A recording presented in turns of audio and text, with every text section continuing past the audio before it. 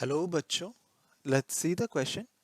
The question says the transverse displacement of a string clamped at its both ends is given by y of xt is equal to 2 sine 2 pi by 3x cos 100 pi t, where x and y are in centimeters and t is in seconds. Which of the following statements are correct? तो question में हमको एक wave का transverse displacement का function दिया गया है, ठीक है, और हमें कहा गया है कि इस वेव से रिलेटेड हमको चार ऑप्शंस दिए गए और हमको कहा गया कि इन चारों ऑप्शंस में से कौन सा ऑप्शन करेक्ट है about the given wave. So हमें कहा गया, हमें डिस्प्लेसमेंट ट्रांसवर्स डिस्प्लेसमेंट दिया गया as a function. So y of x t is equal to 2 sine of 2 pi by 3x cos of 100 pi t.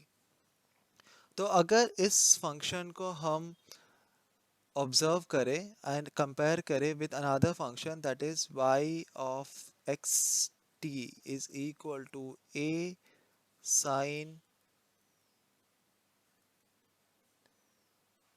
kx cos of omega t, then and this is और ये जो हमारा function है, what is this is the general form of a standing,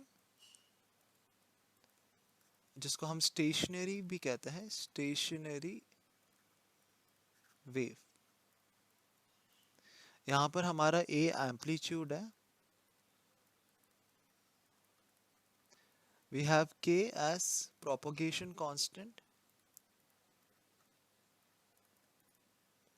k हमारा यहाँ पर propagation constant होता है, टाइम t हमारा टाइम होता है, and we have omega as angular frequency. तो हम देख सकते हैं कि हमको जो फंक्शन दिया गया है वो हमारा general form of a standing और स्टेशनरी वेव के साथ इक्वल है, वो उसी टाइप का फंक्शन है. तो हम कह सकते हैं कि हमको जो फंक्शन जो दिया गया है, हमको जो वेव दिया गया है, we can say that the displacement is of a standing wave. तो द टाइप ऑफ वेव जिसका हमको इक्वेशन दिया गया, it is a standing wave. And what is a standing wave? तो हमें पता है कि स्टैंडिंग वेव क्या होता है. Standing wave is basically it is a combination of two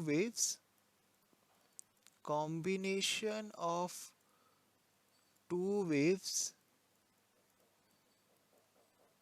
moving in opposite direction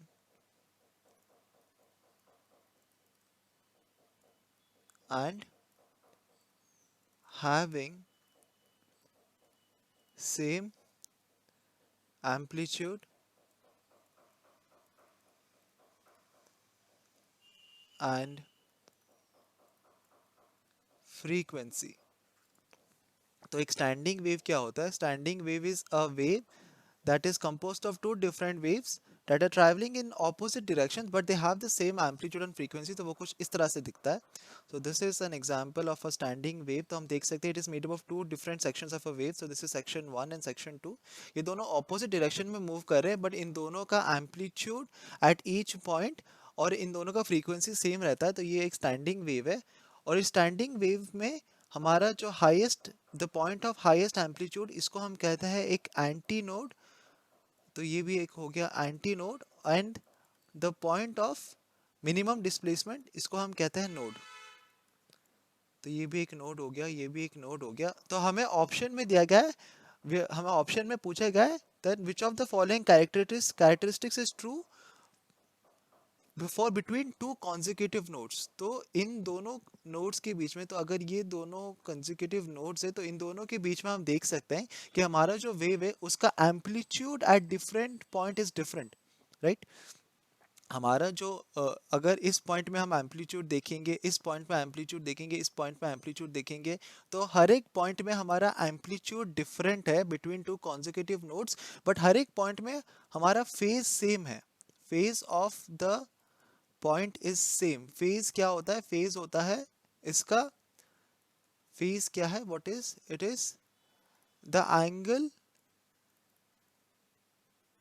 with the direction of propagation, the angle with the direction of propagation। तो हम देख सकते हैं कि अगर हमारा direction of propagation is along the x axis, then at every point between the two nodes हमारा जो फेज है दैट इज एट 90 डिग्री और it is perpendicular to the direction of propagation. तो हम देख सकते हैं कि between two consecutive nodes at all points, so we can say that at all points